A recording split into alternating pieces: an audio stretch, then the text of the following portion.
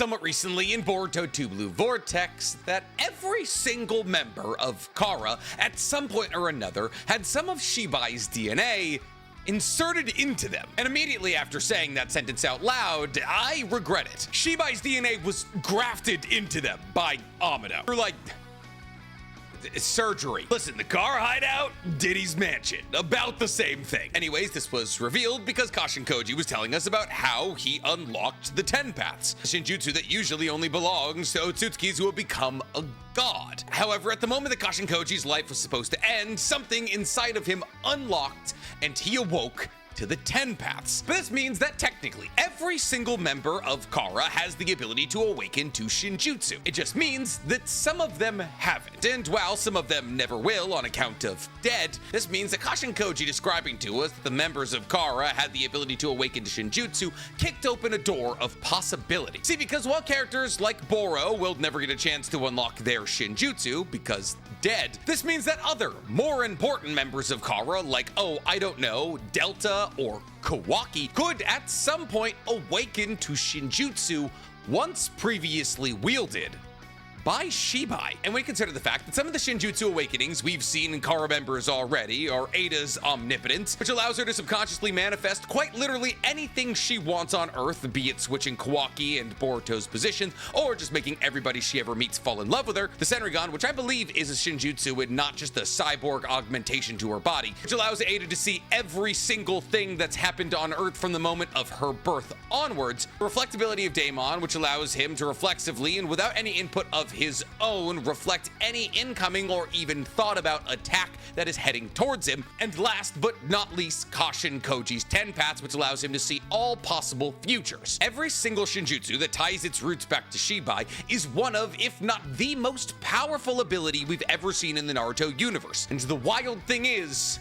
there might be more. See, because for a long time on this page, we've talked about how Kawaki needs to get stronger. That Kawaki in 2 Blue Vortex took basically no steps forward in terms of strength when everybody else in the story took several. And thus Kawaki, who's supposed to be the main antagonist of the story, is a side character, relegated to losing every single fight he engages in. So as a community, we've been scrambling for ways to make Kawaki stronger so that the battle that we saw in episode 1 or chapter 1 of Boruto can live up to its highest level of potential, as the only battle we've seen between Boruto and Kawaki since the time skip ended in one punch. And what if the answer for how Kawaki is truly going to get stronger has already been laid out in front of us? What if the answer has nothing to do with Jura, the other Shinju, or absorbing a 10 tails, but instead has to do with the Shinjutsu he very much has the ability to awaken? Yes, that's right, ladies and gentlemen, because today we're talking Kawaki will awaken a Shinjutsu. But before we get to talking about anything, guys, please, for me,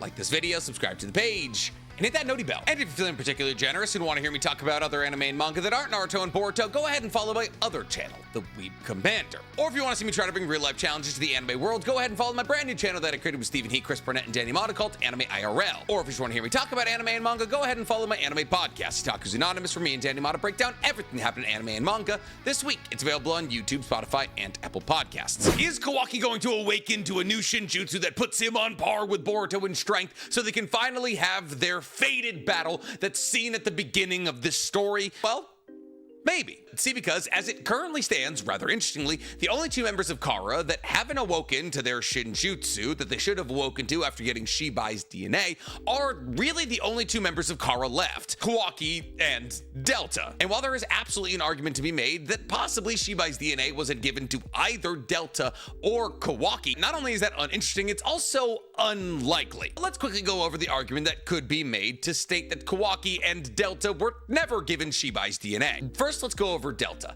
Delta's in a bit of a weird spot. See, because while technically all the other members of Kara are cyborgs, Delta is a clone of Akebi, Amado's dead daughter, who's then cyborgerized.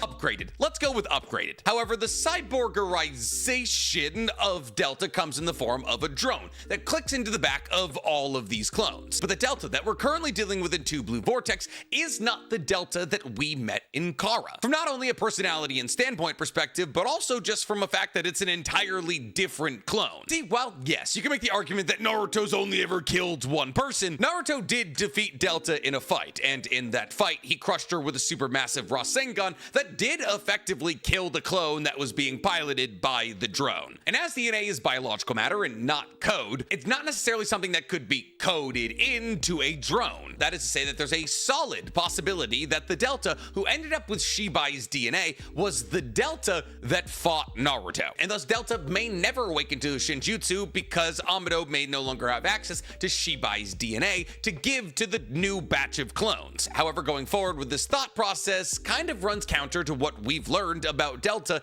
in Boruto since the moment of her first death. See, because after Amado rebelled against Ishiki and defected to Konoha, he not only reprogrammed Delta, but was also said to give her a new and stronger body in order for her specifically to be a powerful ally to Konoha. And thus, while we haven't necessarily seen a massive uptick in Delta's power since her battle against Naruto, I feel as though it would stand to reason if we're saying that we're giving Delta an even more powerful and upgraded body, that Shibai's DNA being a part of this new clone would probably be a prerequisite. It's hard to say that the old Delta, who had the DNA of a god of an Otsutsuki and therefore the ability to awaken a Shinjutsu, would be weaker than one who didn't. Now, Kawaki does have a slightly more compelling reason to not have Shibai's DNA. See, the argument to be made against Kawaki having Shibai's DNA is the fact that he was really young as a member of Kara for the majority of his time in Kara, and therefore there's a possibility that the likes of Amado and the rest of Kara wouldn't take the chance of injecting Shibai's DNA into Kawaki. But there's both a way to back up this point and to rebuke it, because you could very easily say that Kawaki's older than Daemon, and Daemon got Shibai's DNA and therefore his reflection jutsu. But the way to rebuke that point would be to say, but Kawaki's more important to Kara than Daemon. See, you can inject Daemon with the DNA of Shibai to see if he awakens to a Shinjutsu, because if Daemon dies, who cares? However, if there was one thing Ishiki/Jigen did not want, it was Kawaki's death, because Kawaki was the first successful recipient of Ishiki's karma marking in hundreds, if not 1,000 or so years, and therefore running the risk of injecting Kawaki with Shibai's DNA may not have been a gamble that Ishiki/Jigen was trying to do. Tie this into the fact that also possibly Ishiki wouldn't want his vessel having the DNA of another, more powerful Otsutsuki, mind you, because that DNA could possibly run counter to Ishiki's control somewhere down the line, or even possibly make Kawaki strong enough to rebel against him. And there is a pretty good case to be made to say that Kawaki did not in fact receive Shibai's DNA. And unfortunately, that case only gets stronger when you consider the fact that when Kashin Koji is explaining how every member of Kara got Shibai's DNA, he says that Daemon and Ada were able to awaken a Shinjutsu, but he, Boro, and Delta were not. Oh, and Code got his claw marks. But while Kashin Koji is describing what members of Kara either got or didn't get, there's never once a mention of Kawaki, which seems to imply that if Kawaki did get Shibai's DNA injected into him by Amado, Kashin Koji didn't know. And that's not the craziest idea of all time. I mean, Kashin Koji was created with one purpose and one purpose alone: killing Jigen. And while yes, at times Kashin Koji was Amado's only true ally within Kara, it doesn't necessarily mean that Kashin Koji needs to know exactly everything that Amado is up to. On top of this, we need to consider the fact that Amado absolutely had ulterior motives in Kara. I mean, Amado's entire reason for joining Kara was so that one day he would be able to kill Jigen, and so we could learn enough about Otsutsuki technology to eventually bring Akebi back to life. But if Amado, who had basically complete and total control over every single cyborg he created, wanted to make sure that Kawaki would be strong enough to never be taken over by Jigen in the first place, wouldn't it kind of intuitively make sense that he would give Kawaki Shibai's DNA? On top of this, mentioning from a narrative standpoint that Kawaki had been injected with Shibai's DNA in chapter 13 of 2 Blue Vortex would kind of be showing Ikimoto's hand. See, because it is, after all, in this very same breath that Kashin Koji is identifying that even though he initially didn't awaken to a Shinjutsu, in the moment he thought to be his death, he did. And therefore, if Ikimoto was to go, oh yeah, Kawaki also got injected with Shibai's DNA, but he didn't get anything, and then immediately set up the precedent that he could get something down the line if he ever gets pushed into a really bad situation, which means that us as readers would narratively be waiting for Kawaki to be pushed into a bad situation, knowing exactly what was most likely to happen. And that only doesn't make for good writing, but also not a great twist. But here's the thing, regardless of the likelihood of Kawaki awakening to a Shinjutsu, he needs to get stronger. Kawaki, over the course of 2 Blue Vortex, has offered exactly zero help in every fight he's ever participated in. Whether it was getting dominated by augmented claw grimes, getting shut down by Mitsuki, getting booted by Jura, getting one-tapped by Boruto, or just kind of getting defeated by the plot at this point, Kawaki has not only been the punching bag physically, but also emotionally for the entirety of 2 Blue Vortex. And that doesn't make for a great villain. On top of this, the same sentiment could apply to Delta. See, this new version of Delta was supposed to be upgraded and different from the previous clone. This was supposed to be a powerful new ally to Konoha. And while we haven't seen Delta really engage in anything that even resembled combat in 2 Blue Vortex, she, like Kawaki, has just done a whole bunch of flying and not a whole bunch of helping. And thus, ironically, the 2 remaining members of Kara who could possibly awaken to Shinjutsu kind of need upgrades. And while I can absolutely see a world in which Delta never gets any stronger, we know for a fact that does not happen with Kawaki. Something has to destroy Konoha, and it is largely implied that that something is Kawaki. However, if that something isn't Kawaki, then either Boruto or Kawaki have to be strong enough to defeat that something. And then after defeating said something, Kawaki needs to be even close to Boruto in terms of strength for it to be an even somewhat interesting fight. And considering the fact that the manga is opened with the beginning of this fight, you can assume it's gonna be done on somewhat even ground.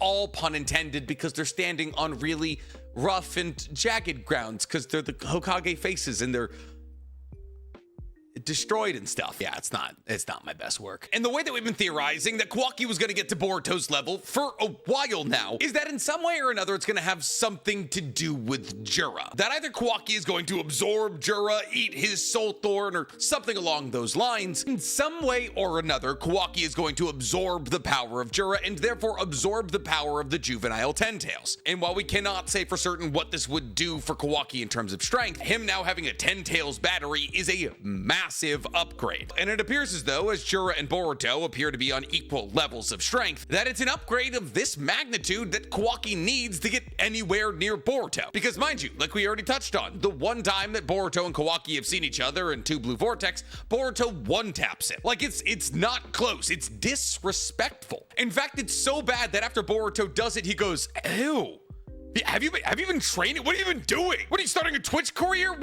You've had 3 years. But the reason that we thought that Jura was going to be consumed by Kawaki is because we thought that Jura was Jigen in some way. The conventional theory was that the ego of Jigen was given to the Ten Tails to form Jura. And honestly, the jury's still out on that. But the way that Jura has been talked about in recent chapters tells us that Jura is just the Ten Tails. Jigen or Ishiki hasn't been mentioned at all. However, rather interestingly, Jura, who should have just been the Ten Tails, seems to know the names of all of the people that Jigen and Ishiki would know. Kawaki, Boruto, Naruto, all that. Now, it's not crazy to assume that the Ten Tails in some way or another would know all these names, but still, it's odd. But the reveal that Jura is just the Ten Tails isn't necessarily the thing that, at least for me, has killed the idea that Kawaki's going to consume him. The thing to me that seems to point in the direction that Jura and Kawaki aren't going to have much to do with each other is the fact that the story is setting them up to have absolutely nothing to do with each other. Like, sure, obviously in 2 Blue Vortex, Jura kicked Kawaki's teeth down his throat, but thus far in 2 Blue Vortex,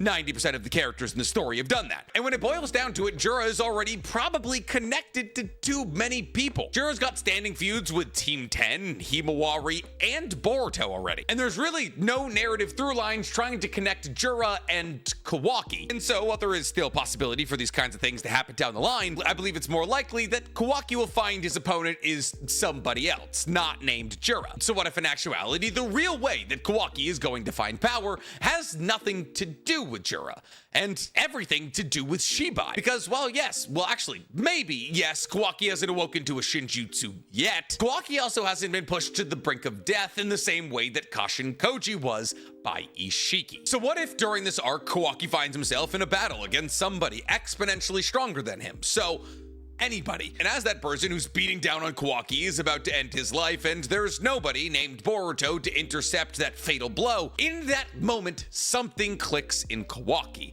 and that something unlocks Shibai Shinjutsu. Now, this would make a fair amount of sense. We already know that Kawaki is a fantastic vessel. Like we've already established, he was the first person in roughly 1,000 years to be able to hold on to Ishiki's karma. And therefore, if there was going to be anybody who would be able to bind to Shibai's DNA and awaken to his power, it would stand to reason it would be Kawaki. And as crazy as this sounds, this awakening to massive amounts of power from Kawaki would play pretty well into Boruto's general theme. See, one of the bigger complaints that people have about the Boruto universe, which I don't think is 100% justified, but I do understand, is that the characters in the Boruto universe don't necessarily work for the power that they have. And while I can see how people would come to this conclusion, objectively, I don't think it's true. I just think power is gained in a different way in the Boruto universe than it was in the Naruto universe. See, the Naruto Boruto universe is heavy on the training arcs, but modern day manga, in an effort to pick up the pacing of their story, have pretty much skipped over the concept of training arcs. Think about it. Chainsaw Man, JJK, Dandadan, even Kagurabachi. Modern day manga have kind of abandoned the concept of a training arc because a training arc is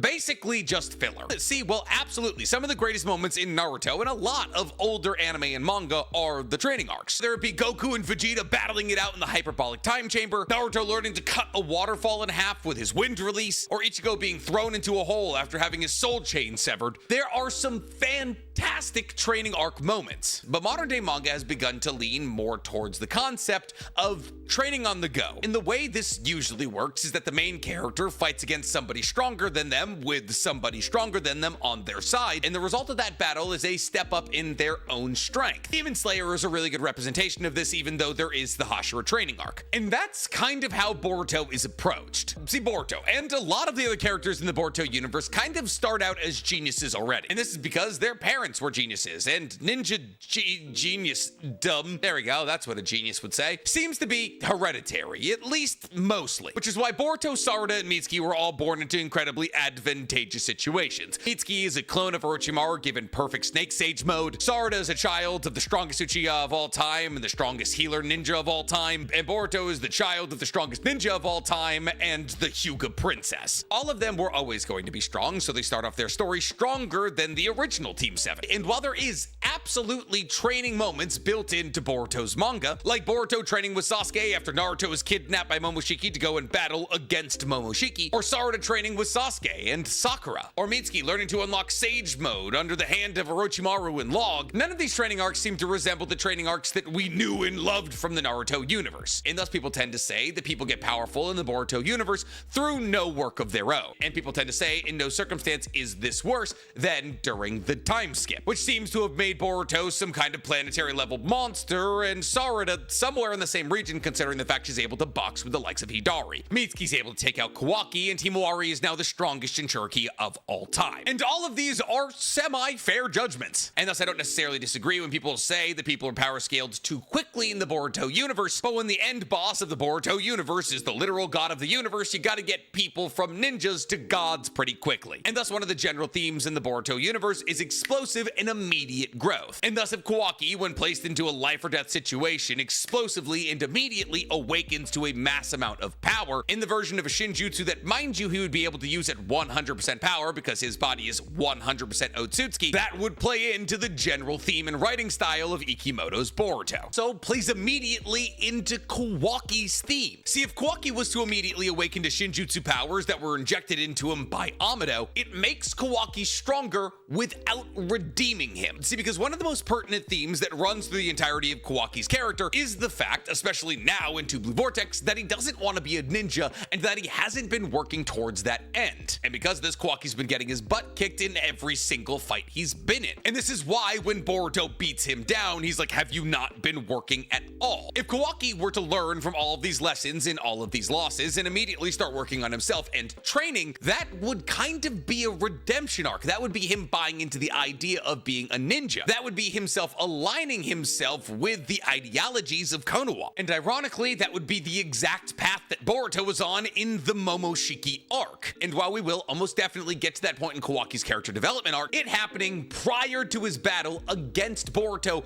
doesn't make any sense. Say what you will about Ikimoto and Kishimoto's writing styles, they don't write nuanced villains. That's not a bad thing. I adore a black and white villain, and that's exactly what Kawaki is. There's not supposed to be redeeming qualities in Kawaki until he's inevitably defeated by Boruto, at which point him and Boruto can become ninjas together, and Kawaki can get stronger through his own strength of will and training. But if that happens before his battle against Boruto, then what is Boruto trying to teach him? On top of this, Kawaki awakening to Shibai's Shinjutsu as the only full Otsutsuki to do so, and the current wielder of an empty black karma marking, could lead to some very very sultry plot twists. The most interesting of which is that this awakening could possibly corrupt Kawaki into either becoming Shibai or just heavily influenced by Shibai, much in the same way as the relationship that Momoshiki would like to have with Boruto, or at the very least being awoken to the presence and power of Shibai would make Kawaki aware of the existence of Shibai. And considering the fact that Kawaki's entire goal in life is to eradicate all Otsutsuki, it would stand to reason that the second that Kawaki became aware of an Otsutsuki god, he would identify that Otsutsuki god